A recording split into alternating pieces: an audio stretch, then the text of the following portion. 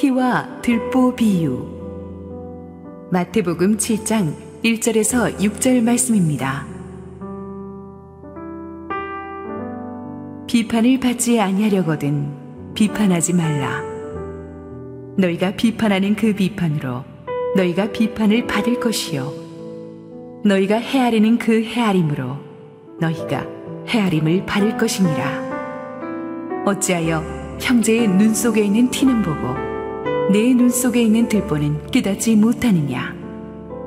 보라, 내 눈 속에 들보가 있는데 어찌하여 형제에게 말하기를 나로 내 눈 속에 있는 티를 빼게 하라 하겠느냐.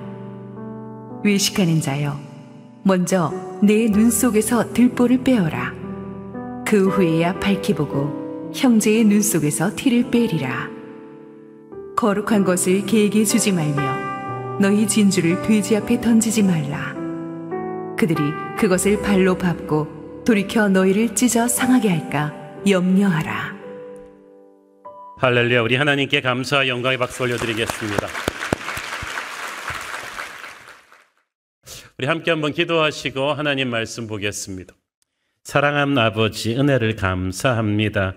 오늘도 부족하기 짝이 없는 미천한 종을 온전히 주님 뒤에 감춰주시고 우리 주님 홀로 영광 받아주시고 주님 예비하신 말씀을 우리 귀한 성도들의 마음밭에 뿌려주시옵소서. 예수님 이름으로 기도했습니다. 아멘. 오늘은 예수님의 비유 시리즈 17번째 주제인 티와 들보 주제를 가지고 여러분과 함께 은혜를 나누고자 합니다. 사실 오늘의 본문 말씀은 우리 모두에게 다 보편적으로 적용되는 말씀이긴 하지만 특별히 주님께서는 당시의 영적 지도자들, 바리새인, 서기관, 제사장들을 염두에 두고 이 말씀을 하셨습니다. 이들이 제일 남 비판하고 판단하는 일을 많이 했기 때문이죠. 이들은 성경도 많이 알고 헌금 생활도 잘하고 교회 사역도 많이 하는 교회의 영적인 어른들이었는데도 주님이 보시기에 그들의 신앙은 속으로 아주 심각하게 병들어 있었습니다. 보통 교회에 오래 다녔고 직분도 있고 사역도 많이 해가지고 겉으로 보기에는 신앙이 좋은 것 같은 분들 안에 오히려 신앙이 자라지 않는 경우가 많이 있습니다. 우리의 신앙이 병들거나 자라지 않는 이유는 첫째로는 주님과의 교제를 소홀히 했기 때문이겠죠. 말씀과 기도 생활을 잘 안 하면 시간이 오래 간다고 신앙이 굳어지는 게 아니라 오히려 병들고 자라지를 않습니다. 둘째, 죄를 짓고도 회개하지 않고 방치해두면 그 신앙이 자라지를 않죠. 병들게 되죠. 세 번째로 남을 비판하고 정죄하는 습관을 가지고 있는 사람 안에서는 신앙이 자라지가 않습니다. 남을 저주하고 비판하는 그 화살이 그대로 자기에게 돌아와서 자기의 영성을 죽인다는 것을 오늘의 본문이 아주 통렬하게 지적하고 있습니다. 우리가 죄를 짓고 나서 인간이 타락했잖아요. 타락한 영혼의 특징 중에 하나는 남을 사랑하고 감싸기보다는 공격하고 비판하는 체질이 된 거예요. 여러분, 그래서 남 비판하는 거 어렵지 않아요. 아주 자연스럽게 우리는 잘해요. 왜냐하면 그게 죄인의 본성이기 때문이죠.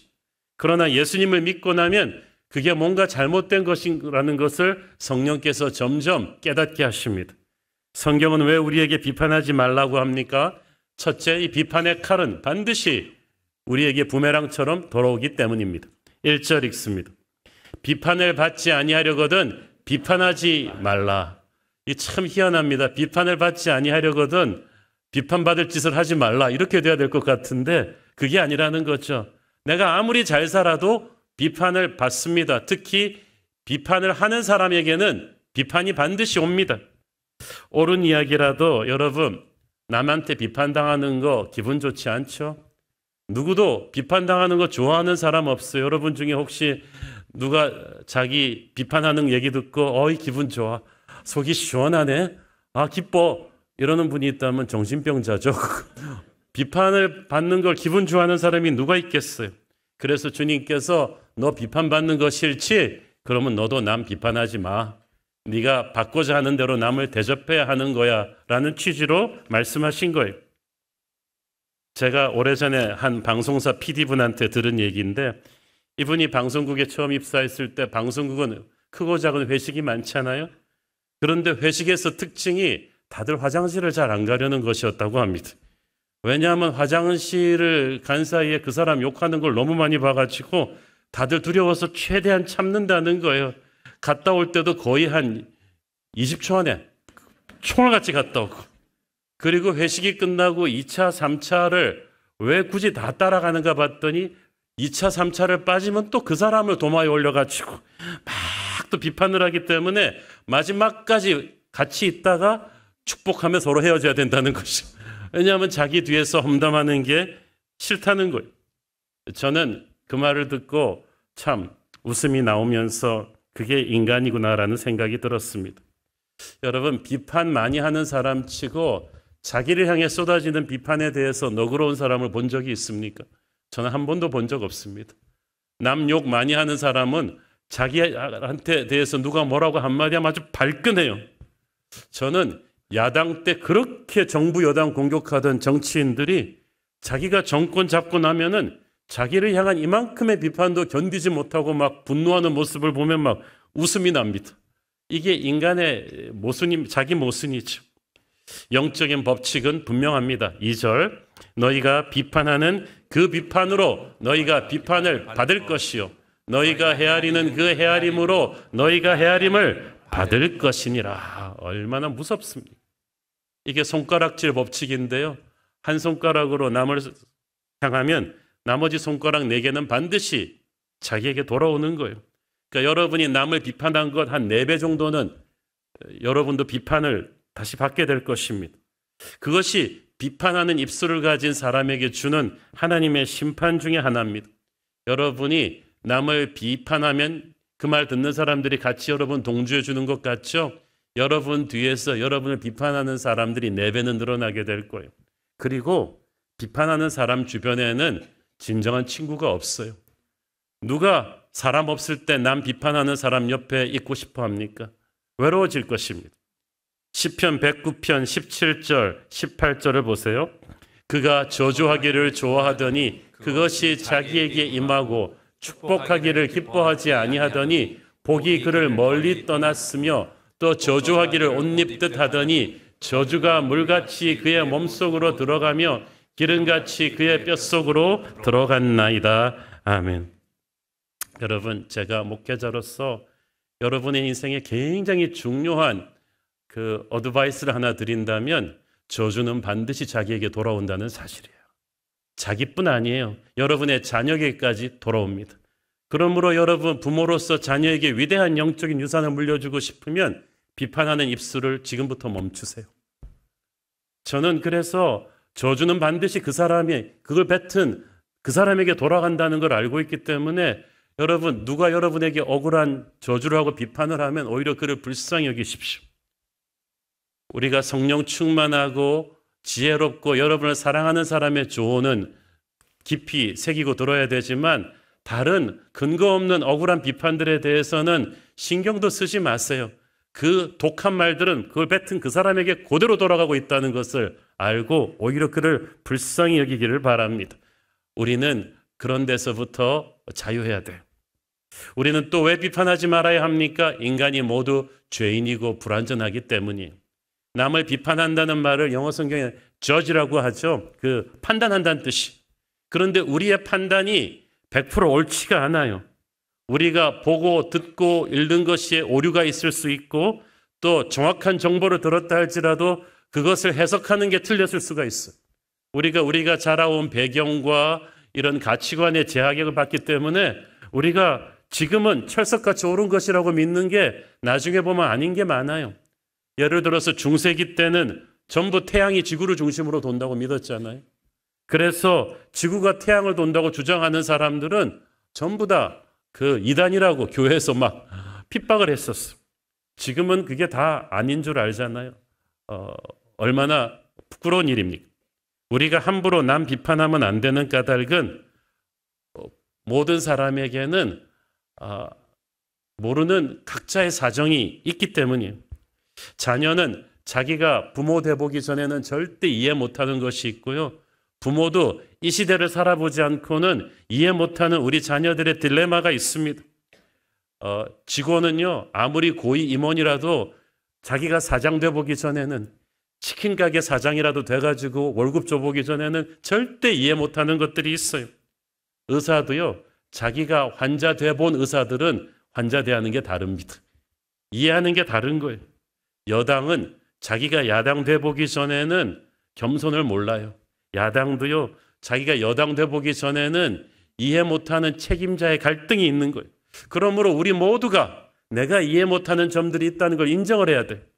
그래서 내 판단이 완전하지 않다는 것을 인정을 하고 남을 판단하는 것을 좀 함부로 하지 말아야 돼요. 우리가 모두가 약점이 있고 상처가 있잖아요.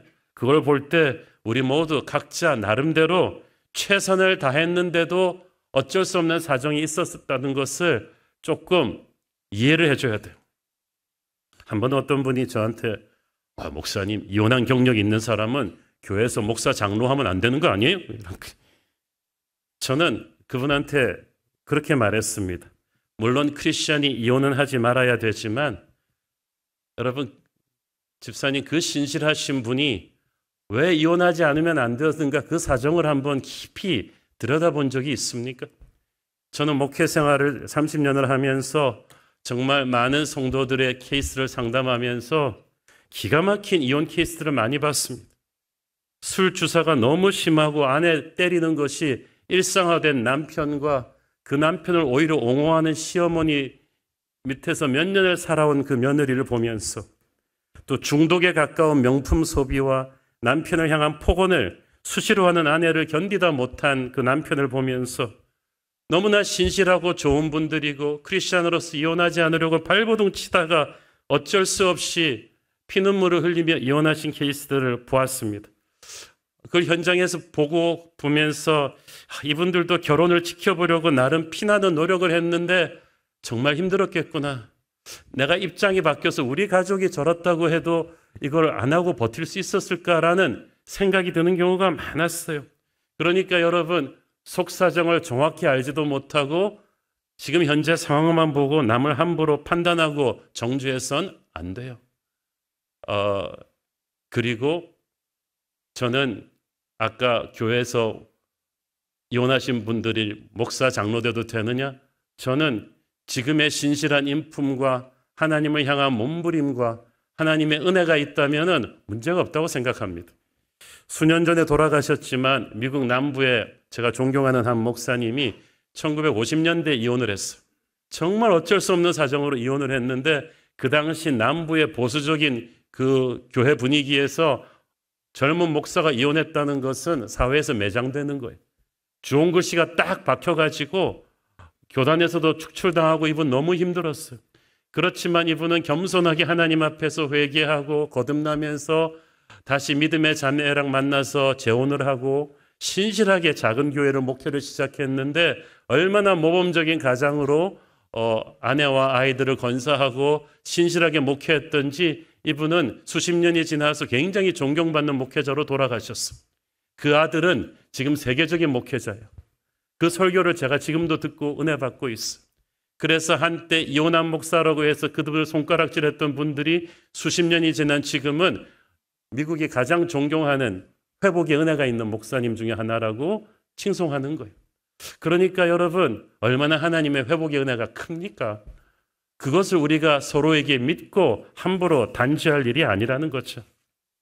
또 우리가 왜 함부로 남을 비판하면 안 됩니까? 우리가 자기중심적 위선으로 인한 영적인 무지가 있기 때문이에요. 그게 오늘의 비유의 핵심 아닙니까? 3절 4절 읽습니다. 어찌하여 형제의 눈 속에 있는 티는 보고 네 눈 속에 있는 들보는 깨닫지 못하느냐? 보라, 네 눈 속에 들보가 있는데 어찌하여 형제에게 말하기를 나로 네 눈 속에 있는 티를 빼게 하라 하겠느냐?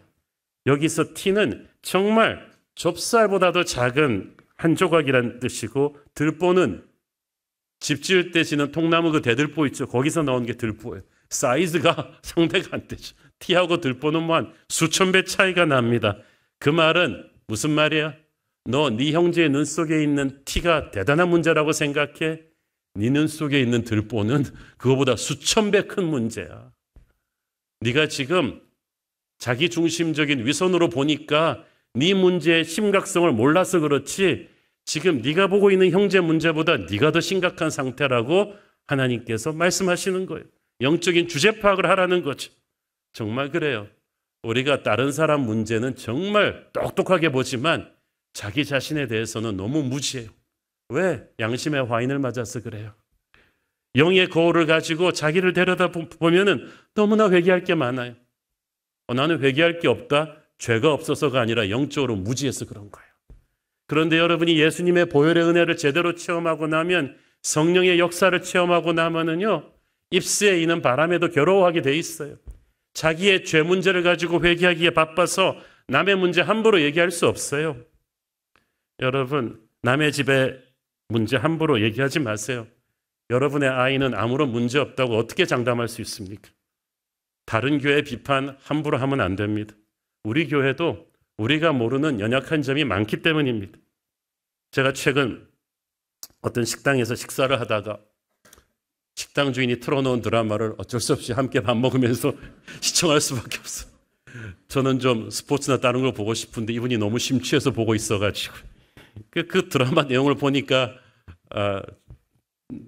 그런 거였어요. 서울에 아빠는 큰 대학병원 의과과장이에요. 목에 힘을 딱 주고 다니는 사람이에요. 자기 아들은 막 의대 인턴 과정에 입학한 아들이에요. 그 아들이 밥 먹으러 나올 때 좀 옷이 옷매무새가 흐트러져서 나왔다고 아버지가 앉혀놓고 이 아들에게 인생 철학을 훈계하는 거야. 야, 의사가 앞만 바빠도 의사는 사회 지도층이기 때문에 자기 관리가 철저해야 되는 거야. 옷매무새가 흐트러진 것은 네 마음 자세가 흐트러진 것이니까 앞으로 주의해라. 그러면서 그냥 여러분 제발 밥 먹을 때 애들한테 잔소리하지 마세요. 그런데 우리 시청자들이 피식 웃은 거는 그 아빠 의사는 자기 병원 동료 여의사랑 불륜관계예요. 자기는 진짜 심각한 죄를 짓고 있으면서 아들 옷매무새 흐트러진 것을 잔소리하고 있더라고요. 그래서 우리 모든 시청자들의 일관적인 반응은 너나 잘해. 그거지. 하나님 보시기에 형제의 눈에 티끝을 가지고 흥분하고 있는 우리 모습이 그렇다는 거예요. 네 눈에 들보부터 먼저 빼고 이야기를 하죠. 주님에게는 우리의 자기중심적인 이 삐뚤어진 시각이 문제인 거예요. 우리가 정말 자기 자신에 대해서는 관대하지 않습니까? 내가 사고 쳤을 때는 나는 그만한 이유가 있었어. 나는 사회의 희생양이야. 남이 사고 쳤으면 쟤는 인간 자체가 저런 거야. 우리가 남한테는 얼마나 매정합니까? 로마서 14장 10절 네가 어찌하여 네 형제를 비판하느냐? 어찌하여 네 형제를 업신여기느냐? 우리가 다 하나님의 심판대 앞에 서리라. 형제를 비판하는 마음에는 그를 업신여기는 마음이 우리 안에서 비롯된 거예요. 근데 하나님께서 말씀하시기를 우리 모두가 심판대 앞에 설 텐데 하나님께서 너한테 너 옆집 김 집사 문제를 어떻게 생각하느냐고 절대 묻지 않으신다는 거예요. 김 집사 문제는 김 집사한테 물어볼 거고 네 문제는 네가 내 앞에서 직구하는 겁니다.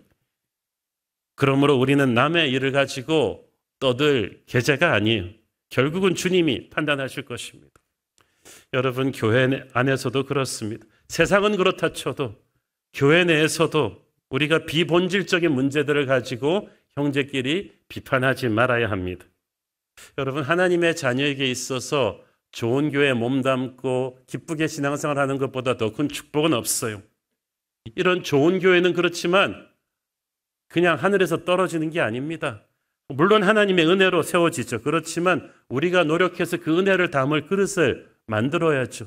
그 은혜가 새어나가지 않도록 해야죠. 말씀과 기도로 변화된 성도들이 서로 사랑하는 이런 좋은 교회, 이 좋은 교회를 깨는 것이 성도들 간의 비판과 분열입니다. 여러분 교회 내부에서 복음의 진리에서 벗어나지 않는 한 서로 견해가 조금 다른 것을 가지고 분열하는 경우가 너무나 많아요. 초대교회 때도 그랬어요. 여러분 초대교회 목회서신들을 읽어보시면 로마서, 갈라디아서, 골로새서 쭉 보면은 이 바울과 베드로, 요한이 계속 지적하는 초대교회 문제가 뭡니까? 그 교회 안에 유대교를 오래 믿은 유대인 크리스찬들이 있고 또 이방 종교에서 들어온 이방인 크리스찬들이 있어요. 그런데 유대교 크리스찬들은 우리가 예수를 믿었지만 유대교의 율법은 그대로 다 지켜야 된다. 유대교 시절에 그 6월절, 나팔절, 77절, 절기성수 다 해야 되고 구약 율법에서 먹지 말라는 음식들도 다 먹지 말아야지 된다고 말했고, 이방인 신자들은 야, 우리가 예수 안에서 자유했는데 왜 그런 율법의 제약을 또 받아야 되느냐. 그래가지고 양측이 항상 갈등하고 대립하고 교회가 막 심각한 거예요. 거기에 대해서 바울이, 베드로가, 요한이 계속하는 말이 그거예요. 비본질적인 문제를 가지고 목숨 걸지 마라. 문제화시키지 말아야 될 걸 문제화시킬 때 마귀가 역사하고 그러면 교회 분열이 교회가 깨지는 거예요. 사도 바울이 기가 막힌 말을 했어요. 로마서 14장 5절. 어떤 사람은 이 날을 저날보다 낮게 여기고 어떤 사람은 모든 날을 같게 여기나니 각각 자기 마음으로 확정할지니라. 그 말은 무슨 말이에요? 비본질적인 문제는 신앙 양심에 따라 각기 소신대로 결정하고 거기에 대해서 딴 사람들이 왈가왈부할 게 아니다. 문제화시키지 말라 하는 거예요. 여러분, 우리가 타협하지 말아야 될 복음의 본질은 있어요. 예수님의 십자가 죽음, 그 죽음의 보혈로 인한 대속, 부활의 능력, 이런 것들은 본질이죠. 이걸 가지고 누가 뭐라 그러면 싸워야죠. 타협하지 말아야 될 복음의 본질이죠. 그렇지만 다른 모든 것들은 비본질적인 것이고 성경에 명확한 해답이나 기준이 없기 때문에 이런 비본질적인 문제에 대해서는 각자의 신앙 정도에 따라 소신껏 결정할 수 있고 그 교회가 권장할 수가 있지만 그걸 가지고 형제를 비판하고 정죄할 사안은 아니라는 거예요. 예를 들어서 한국 교회 안에도 이런 비본질적인 문제를 가지고 갈등하는 케이스들이 많았습니다. 주일 성수에 대해서 어떤 분들은 목사님, 저 집은 주일 예배 드리고 나서 가족끼리 글쎄 에버랜드로 놀러 가는 거 있죠. 어떻게 안수 집사가 주일 성수를 안 할 수 있어요? 저 집은 또 주일 예배 드리고 오후에 회사 출근해서 잔업 처리하는 거 있죠. 저거 주일 깨는 거 아니에요? 저는 이 문제에 대해서 정말 본인들이 주님 앞에서 양심으로 판단할 일이라고 생각하지 이거를 우리 형제끼리 서로 판단할 일은 아니라고 생각해. 주일날 예배드리고 와서 애들이 학원 가도 되느냐 안 되느냐. 우리 크리스천이 식사를 하면서 어떻게 장로님이 레드 와인, 화이트 와인을 한 잔 곁들일 수 있어요? 주일날 저녁에 TV를 볼 것이냐 말 것이냐. 주일 예배 드릴 때 양복을 입고 넥타이를 단정하게 메고 와야지 제대로 예배를 드리는 것이라고 생각하는 보수적인 분들이 있는가 하면 편한 캐주얼 복장이라도 단정하게 입고 오면 되지 않느냐는 분이 있습니다. 저는 그 또한 비본질적인 문제라고 생각해요. 각자 신앙 양심에 따라 판단할 일이지 이걸 가지고 형제끼리 비판할 일은 아니라고 봅니다. 또 어떤 분들은 교회 찬양팀의 드럼과 밴드를 세우는 게 성경적이 아니라는 분들이 있고 피아노와 클래식 악기만 허락하는 교회들도 많습니다. 역시 성경에 일렉트릭 기타까지만 된다 이런 말이 없기 때문에 이런 비본질적인 문제를 가지고 우리가 서로 비판해서는 안 된다고 생각해요. 우리 교회도 보면은 성령사역 강조하는 은사주의 교회에서 오신 분들도 있고 또 제자훈련 강조하는 복음주의 교회에서 오신 분들도 있습니다. 제가 하는 말이 무슨 말인지 아실 거예요. 그 성령사역 강조하는 은사주의 교회에서는 방언이 굉장히 중요합니다. 모든 인간을 방언하는 사람과 그렇지 않은 사람으로 딱 나눠가지고 방언을 못하면 그 사람은 제대로 된 신자가 아니라는 분위기. 그래서 막 방언 학교도 있고 그렇잖아요. 그렇지만 방언은 은사지 구원의 필수 조건이 아니에요. 저는 방언 기도 받고 나서 한다 그러면서 학교 가서 컨닝하는 사람도 봤는데 여러분이 어떠한 성령의 열매로 사는가가 중요한 것이지 은사가 있고 없고가 그 필수 조건은 아니에요. 오히려 은사를 받았으면 겸손히 사용할 일이지 다른 형제들이 없다고 그것을 판단할 일은 아니라는 거예요. 성경 공부 강조하는 어떤 교회에서는 1년에 한 번은 모두가 신구약 성경을 한 번씩 통독해야 된다. 그렇지 않으면 인간이 아니다. 거의 그런 분위기가 됐어요. 하루에 1시간 기도 안 하면 그게 제대로 된 신자냐 이러는 교회도 있습니다. 말씀과 기도를 가까이 하는 건 너무나 중요한 일이죠.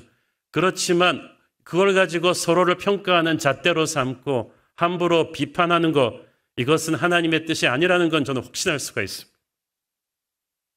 본당 지어놓고 교회 카펫을 붉은색으로 깔아야 된다는 보열파와 초록으로 깔아야 된다는 푸른 초장파가 싸우다가 진짜 중용교회 하나가 나눠진 케이스를 알고 있어요. 저는 본당 카페트가 보혈로 깔아야 되는지 푸른 초장으로 깔아야 되는 게 어느 게 하나님의 뜻인지는 모르겠습니다만은 그것 가지고 서로 싸워서 교회 깨는 게 하나님의 뜻이 아니라는 건 알고 있어요. 여러분이 어떤 문제를 가지고 비판할 때 꼭 그 생각을 하십시오. 이게 목숨 걸 일이냐? 이게 복음의 본질이냐? 그게 아니라면 여러분 왜 거기에 목숨 걸고 있습니까? 로마서 14장 4절. 남의 하인을 비판하는 너는 누구냐? 그가 서 있는 것이나 넘어지는 것이 자기 주인에게 있음에 그가 세움을 받으리니 이는 그를 세우시는 권능이 주께 있음이라. 우리 모두가 주님의 종이죠. 근데 내가 주님의 종한테 뭐라고 하는 것은 내가 그 사람 주인 노릇하겠다는 거 아니에요? 월권이죠. 비판은 심각한 월권입니다. 하지만 비판하지 말라고 해서 불의에 대해서도 침묵하라는 얘기는 아니죠. 우리는 세상에 죄가 교회 안으로 들어와서 교회를 세속화시키고 타락시킬 때는 분연히 일어나서 그걸 막아야 돼요. 6절을 보십시오. 거룩한 것을 개에게 주지 말며 너희 진주를 제주 앞에 던지지 말라. 그들이 그것을 발로 밟고 돌이켜 너희를 찢어 상하게 할까 염려하라. 거룩한 것, 진주, 이건 예수님의 복음이죠. 하나님께 속한 모든 것입니다. 개나 돼지는 뭐냐면은 하나님을 제대로 알지 못하는 세상 사람들, 동물적인 욕망으로 살아가는 사람들의 그런 세상적인 요소들인데 그런 요소들이 교회 안으로 끊임없이 들어올 때 우리는 그걸 분별을 해야 돼요. 깨어서 꾸짖어야 돼요. 성경은 영적 지도자들에게 그런 책임을 주었어요.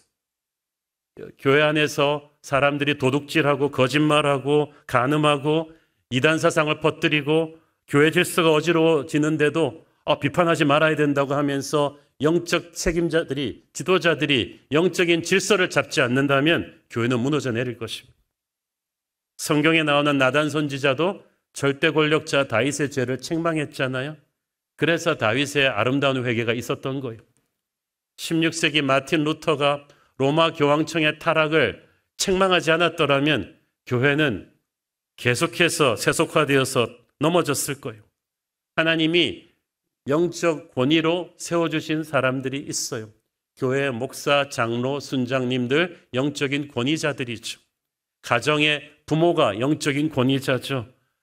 양떼가 죄를 범할 때는 분연히 일어서서 그것을 책망하고 바로잡아야 줄 의무가 있는데 그렇다면 어떻게 하는 것이 지금 설교 초반부에서 금하고 있는 세상적인 비판이고 어떻게 하는 것이 제대로 된 성경적인 책망입니까? 이게 중요하죠. 이 성경적인 책망 제대로 하는 게 쉽지가 않아요. 5절 읽습니다. 외식하는 자여 먼저 네 눈 속에서 들보를 빼어라. 그 후에야 밝히 보고 형제의 눈 속에서 티를 빼리라. 여기서 외식하는 자는 위선자여 그 말이죠. 말과 행동이 다른 자여. 지난 정권에서 한참 말이 되었던 내로남불하는 자여. 그치? 먼저 네 눈에 있는 들보를 빼어라. 회개가 먼저 있어야 된다는 거야.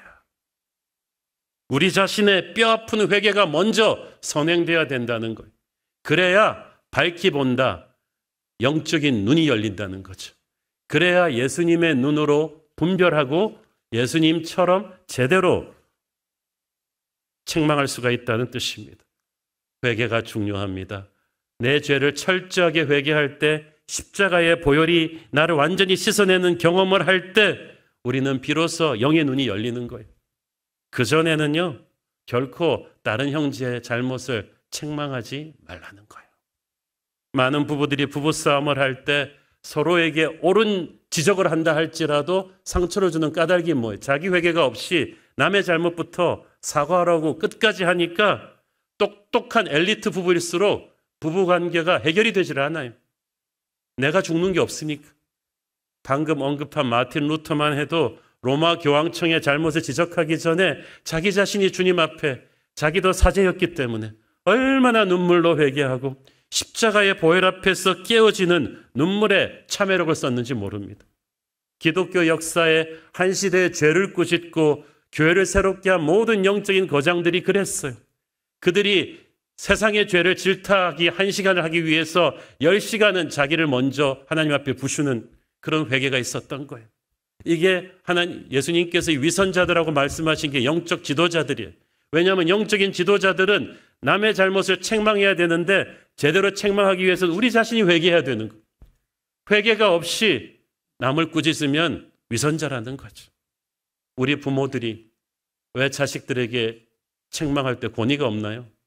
우리 부모가 눈물로 회개하지 않고 우리 자식들을 질타하니까 영적인 권위가 안 생기는 거예요. 먼저 내 눈에 들보를 빼야 돼요. 들보를 빼는 게 어렵지가 않아요. 왜냐하면 크잖아요. 이렇게 티를 꼽아내는 게 힘들지 들보는 크기 때문에 내가 자존심만 버리면 쉽게 제거할 수 있어.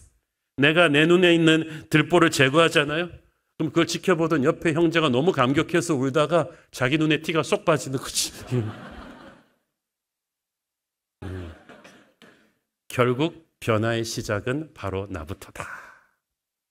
그래서 저도 보면 항상 교인들한테 이렇게 살아라고 설교하는 게 너무 무섭기 때문에 날마다 제 설교 준비의 반은 내 자신에게 이 설교를 적용해 보는 거죠.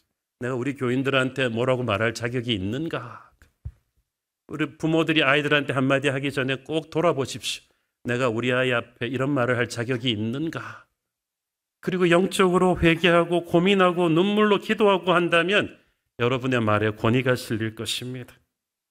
그래야 영적인 분별력이 생기는데 영적인 분별력으로 형제의 잘못을 하나님이 보여주실 때도 이걸 바로 가서 정죄하라고 하는 게 아니에요. 먼저 애통하는 마음을 가져야 합니다. 그가 죄를 지었지만 죄인은 미워하면 안 되잖아요. 예수님은 수많은 죄인들을 보셨지만 5번 이혼했던 사마리아 여인을 향해서도 얼마나 힘들고 괴로웠으면 저렇게 되었겠냐는 불쌍한 마음을 가지셨습니다. 그러니까 이 여인이 자발적으로 회개하고 가잖아요. 죄 많은 세상이지만 사랑하고 다시 기회를 주라고 예수님을 보내셨습니다.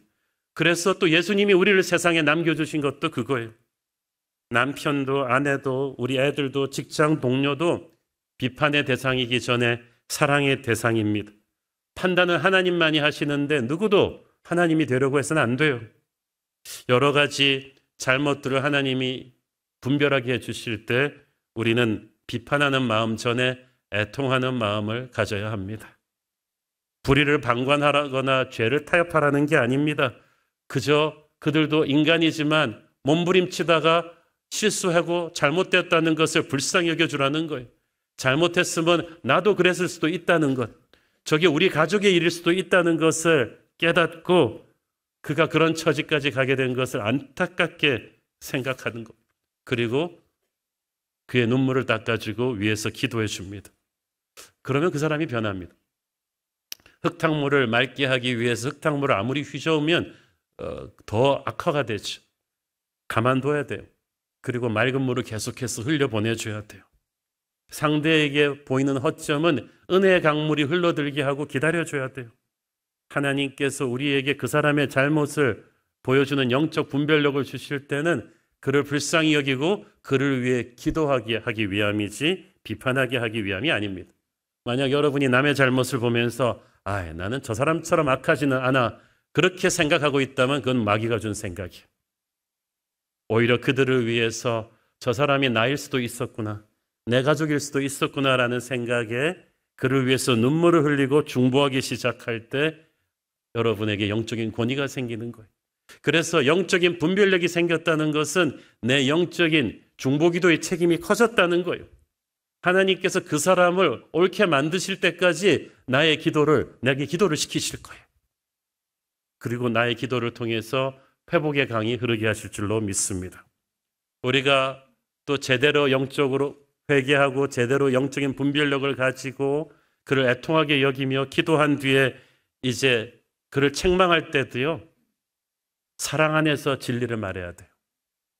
어떤 분은 옳은 얘기를 하는데 굉장히 기분 나쁘게 하는 사람이 있어요. 사납게 말하고 무례하게 말하고.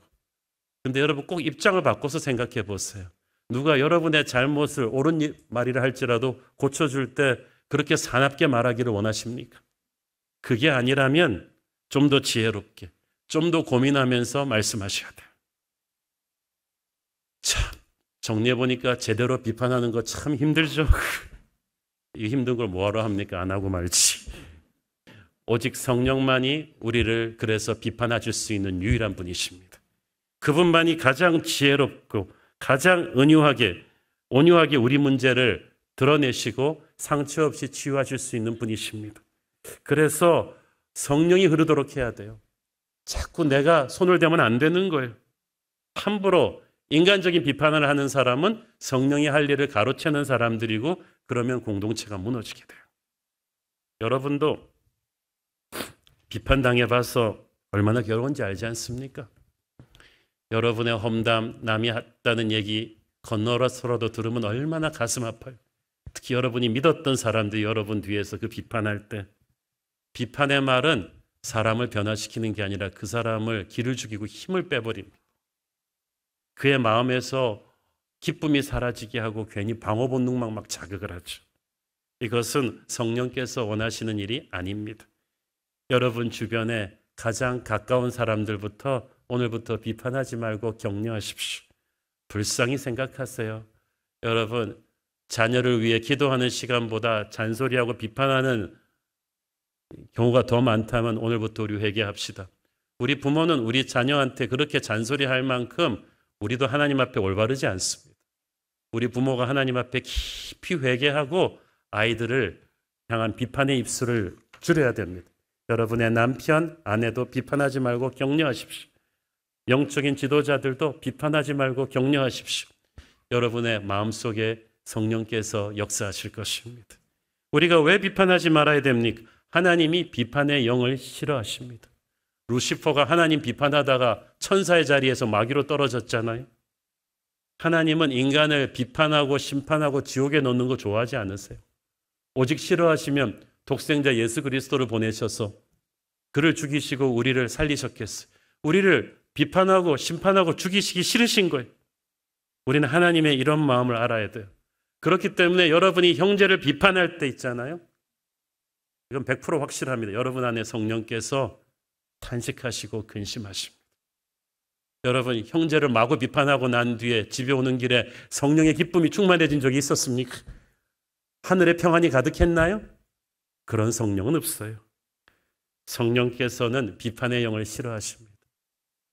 내 안에 성령께서 근심하시는데 내가 어떻게 행복할 수 있겠어요? 한국 교회는 지금까지 너무나 많은 비판과 분열을 겪어왔습니다. 어떨 때는 세상보다 더해요. 교회 우리 목회자, 장로들이, 어른들이 교단에서, 교회 안에서 서로를 분열하고 비판하는 일이, 그리고 자기 말에 힘을 실으려고 다른 성도들의 동조를 구하는 이런 나쁜 습관이 한국 교회 오늘의 위기를 자초했어요.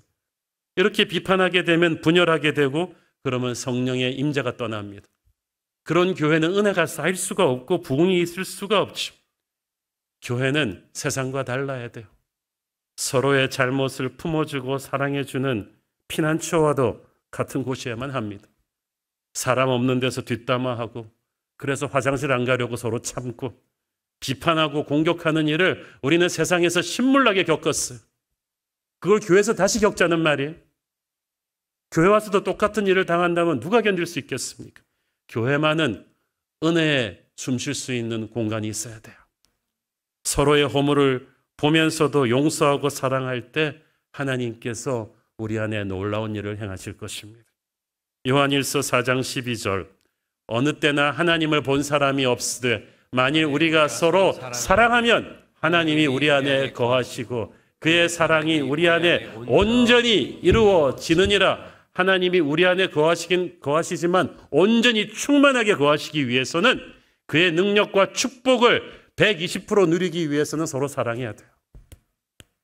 똑똑한 교회, 돈 많은 교회, 유명한 교회 소용없어요. 서로 사랑하는 교회가 돼야 돼요.